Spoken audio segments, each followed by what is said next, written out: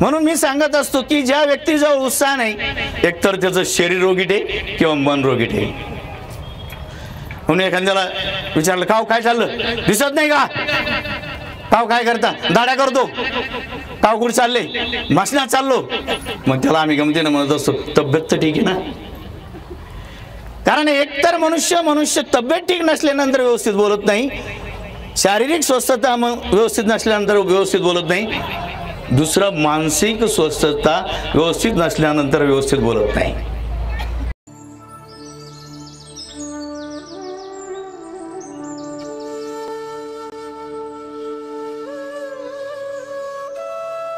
वेद तर्क चतुरागम योग शास्त्र षडदर्शना गिवसिता न कळे परात्मा. तो केवी मी मतील वाल्प विवेकांशे वर्णीन सर्व विषयाकुळ कर्म सक्तू. वर्णीन सर्व विषयाकुळ कर्म सक्तू. श्री दत्तात्रेय महाराज की जय. परब्रह्म परमेश्वर भगवान श्री दत्तात्रेय महाराजांचा अवतार दिन.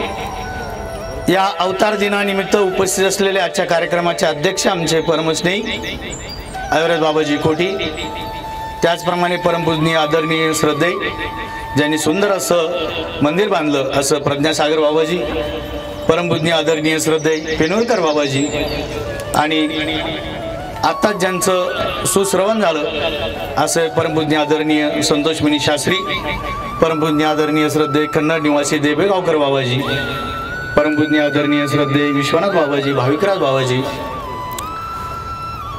हरिराज बाबाजी, आणि आता ज्यांना नूतन मानती झाली असे आमचे बांधकर बाबा फलटणकर, विश्वजित बाबाजी, सर्व संत महंत सद्भक्त वासनिक बंधू आणि भगिनींनो. श्रीमान सद्भक्त सागर भाऊ मते यांनी सांगितलं की बाबा यदुराजाविषयी थोडंफार माहिती सांगा. बाकी लीळा आम्ही भरपूर काही ऐकल्या, मी फक्त 10 मिनिटांमध्ये तेवढं यदुराजाबद्दल तुम्हाला थोडीशी माहिती सांगणार आहे, इतिहास सांगणार आहे. परब्रह्म परमेश्वर भगवान श्री दत्तात्रेय महाराजांनी ज्यांना ज्ञान दिलं, तो ज्ञानाचा दीप प्रज्वलन करून प्रथमतः या सभेचं उद्घाटन झालं असं मी जाहीर करतो. यदुराजाला परब्रह्म परमेश्वरांनी ज्ञान दिलं. पुरुरवा पुत्र आयु, यदुराजाचा जर इतिहास जर बघितला तर असं लक्षात येतं, पुरुरवा पुत्र आयु, आयुचा पुत्र नृष आणि नृषचे 6 पुत्र, त्यात ययाती, आणि ययातीचा पुत्र यदुराजा. ययाती कादंबरी आपण कदाचित ऐकलेली असेल, वाचलेली असेल, पाहिलेली असेल. तो ययातीचा पुत्र यदुराजा, नृषचा 6 पुत्र ऐकले, त्यात ययाती आणि त्याचा पुत्र हा यदुराजा. यदुराजा हा परिभ्रमण करत करत एक वेळेस सह्याद्री पर्वतावर आला, आणि सह्याद्री पर्वतावर आल्यानंतर श्री दत्तात्रेय महाराजांचं दर्शन झालं. श्री दत्तात्रेय महाराजांकडे बघितलं, निर्जन भवनामध्ये असलेले श्री दत्तात्रेय महाराज बघून श्री दत्तात्रेय महाराजांना अत्यंत विनम्रतेपणे, नम्रतेने, लीनतेने साष्टांग प्रणिपात करून प्रश्न केला, साष्टांग दंडोत घातला, आणि भगवंताला म्हणतात, हे प्रभू, या निर्जन वनामध्ये आपण कुठल्याही प्रकारचे कर्म करीत नसताना अत्यंत उत्साही, सतेज आणि आनंदी दिसताय, या पाठीमागचं कारण काय? लक्ष देऊन ऐका, फक्त 10 मिनिटं.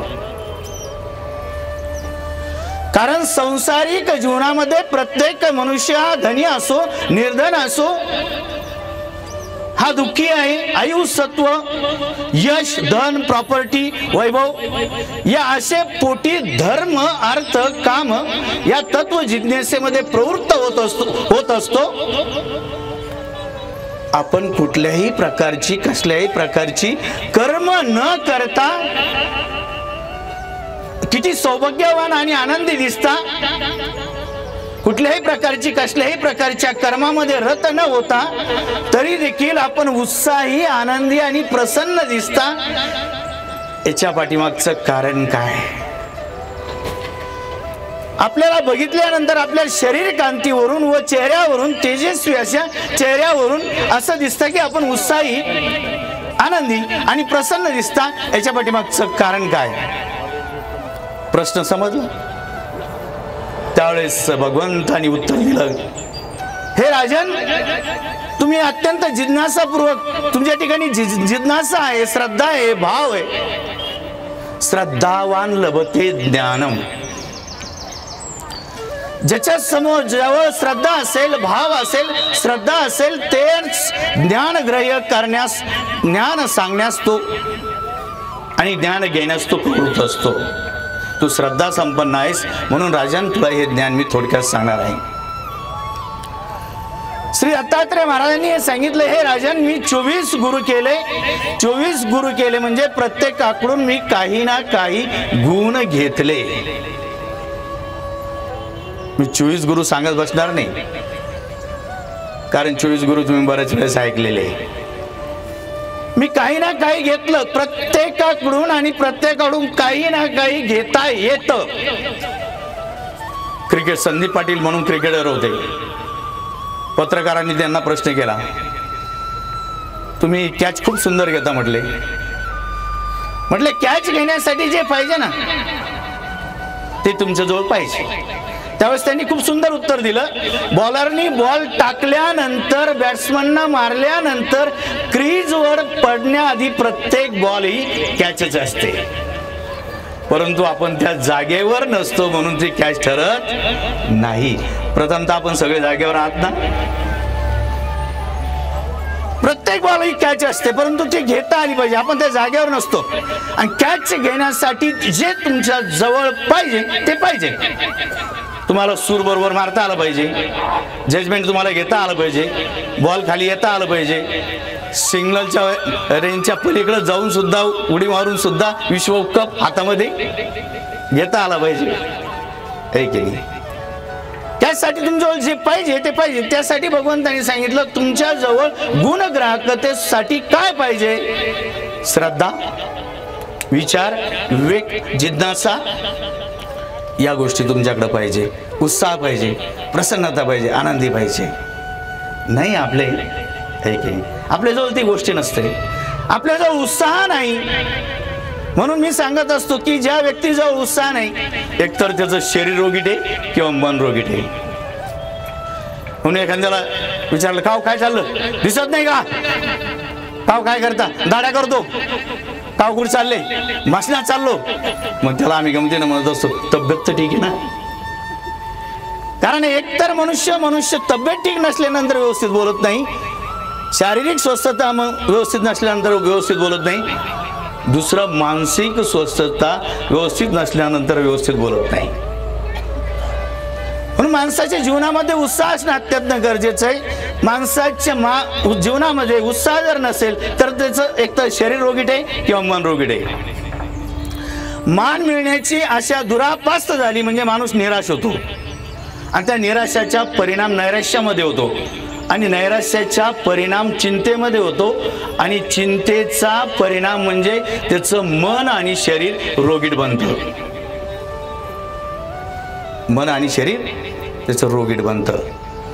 मग मन आणि शरीर जर रोगीट बनत चाललं तर त्याच्या डोक्यामध्ये लक्षात राहत नाही. एक जणाला दंडोत वगैरे केल्यानंतर त्याला काढायचं होतं त्याचं नाव आणि गाव. मग त्याच्या लक्षात येई नाही कुठून आले, काय आले. मग त्याने विचार केला, आयडिया केली, गाव कुठून आले? तो म्हणतो घरूनच आलो. आता उठला का पहिला प्रश्न? मग त्याने दुसरा पॉइंट टाकला, नाही मला वाटलं संभाजीनगरवरून आले काय? नाही संभाजीनगरवरून नाही, घरूनच आलो. आता बरं आहे का? लक्षात सुद्धा राहत नाही. चिंता से घटे चतुराई. विसर पडत चालतो, एवढा विसर पडत चालतो. एक व्यक्तीला पत्नीनं त्याच्या नवऱ्याला सांगितलं, जा बाजारामधून भाजीपाला वगैरे घेऊन या. काय काय आणायचं? काय नाही म्हणे कोथिंबीर आणा आमका आणा. मला लक्षात राहणार नाही म्हणे गाठी मारून दे. मग गाठी मारून दिले. कोथिंबीर, वांग, बटाट, भोपळे वगैरे सगळं सांगितलं. गेला बाजारामध्ये फिरला फिरला फिरला, कोणती कशाची गाठी तेच लक्षात येईना. संध्याकाळपर्यंत फिरलं, मग वापस आलं. पत्नीला वाटलं सकाळपासून गेलं अजून कसं काय नाही आलं, म्हणून पत्नी तिकून आली. आल्यानंतर दोघांची रस्त्यामध्ये भेट झाली. आणि भेट झाल्यानंतर हे सारखं तिच्याकडे बघायला लागलं, सारखं बघायला लागलं. आणि बघायला लागल्यानंतर म्हणतो तुम्हाला कुठतरी पाहिल्यासारखं वाटतं. चिंता से घटे चतुराई. चिंता ना माणसाचं मन रोगीट बनतं. चिंता म्हणजे एखादी गोष्ट धरून ठेवणे. तुम्ही भांडं जर एका हाताने धरून ठेवलं, भांडं मळलेलं आहे, एका हाताने तुम्ही धरून ठेवलं, त्याला घासलंच नाही चौबाजूनं, स्वच्छ होईल का? चिंता म्हणजे तसंच आहे. माझं कसं होईल, माझं कसं होईल, माझं कसं होईल. अरे काय होणार आहे? जे व्हायचं ते होणार आहे. देवाच्या भरोश्यावर सोडून द्या. आता भरपूर मोठं उदाहरण आहे, पण मी तेवढं सांगत बसत नाही. म्हणून सांगायचा तात्पर्य म्हणजे माणसाच्या जीवनामध्ये उत्साह असायला पाहिजे. उत्साह असेल तरच तो काही ना काही काम करू शकतो. आपण एकतर काम अर्धवट करतो, लक्ष द्या बरं का. एकतर काम आपण अर्धवट करतो, एकतर काम पूर्ण करतो, अपूर्ण करतो. तुम्ही चहा दिली, चहा दिल्यानंतर आमच्या शिष्याला सांगितलं चहा, अरे यजमानाली चहा आण. चहा दिली, कपच उचलीत नाही ती, अर्धवट काम करतो. एक जण आलं चहा, अरे यजमानाला चहा देते, बाबाला चहा द्यायला लागले. एक तर काम आपण अर्धवट करतो, काम पूर्ण करत नाही. आणि कधी कधी अपूर्ण काम करतो, पूर्ण करत नाही. काम केलं का? हो केलं. झाडून घे म्हटलं, झाडून घेतलं. कचरा डब्यामध्ये भरून ठेवला, कचरा डब्यामध्ये भरून ठेवला. काम पूर्ण केलं का? काम पूर्ण केलं नाही. काय बाकी राहिलं? उकरड्यावर नेऊन टाकायचं. काम आपण संपवत नाही, संपूर्ण करत नाही. संपवत नाही, पूर्ण विराम त्याला देत नाही. याच्या पाठीमागचं कारण असं आहे की तुमच्या जीवनामध्ये कोणतंही काम करण्याचा जर असेल तर जीवनामध्ये उत्साह नाही. चाल ना भंडारकर बाबांच्या कार्यक्रमात जाऊ दे, काय तेच तेच तेच ऐकायला भेटतंय. अरे चाल ना बाजाज नगरला, जाऊ दे, काय लय वेळ लावतो तिकडे, मिरवणूक करत बसते, ते करत बसते, जेव्हा लय टाईम होतो. कोणत्याही जीवनात कोणतंही काम म्हटलं तर उत्साह नाही. माणसाच्या जीवनामध्ये सांगायचं तात्पर्य म्हणजे परब्रह्म परमेश्वर भगवान श्री दत्तात्रय महाराजांनी यदुराजाला ज्ञान दिलं. ज्यावेळेस यदुराजाला दर्शन झालं, श्री दत्तात्रय महाराजांचं दर्शन झाल्याबरोबर श्री दत्तात्रय महाराज निर्जन वनामध्ये कुठल्याही प्रकारचं काहीही काम न करता शरीर यष्टीवरून जीवना चेहऱ्यावर उत्साह आहे, सौंदर्य आहे, अलौकिक असा आनंद आहे, कसल्याही प्रकारचा अष्टभोग नाही. राजा मनात विचार करायला लागला की मी अष्टभोग परिपूर्ण असून, माझ्याजवळ सगळं काही वैभव असून, यांच्याजवळ जे आहे ते माझ्याजवळ नाही. आणि यांच्याजवळ जे आहे ते मिळवण्यासाठी यदुराजाने साष्टांग श्री दत्तात्रय महाराजांना दंडवत घातला, प्रणिप्राप्त केला आणि ते ज्ञान प्राप्त करून घेतलं. ते ज्ञान आपण सर्वांनी प्राप्त करून घ्यावं आणि त्या आनंदाच्या दिशेनं आपण वाटचाल करावी. ईश्वरचरणी प्रार्थना करून सदिच्छा देऊन परमपूज्य आदरणीय भांडारकर बाबांना यांना सदिच्छा देऊन मी माझे 2 शब्द संपवतो. दंडवत प्रणाम.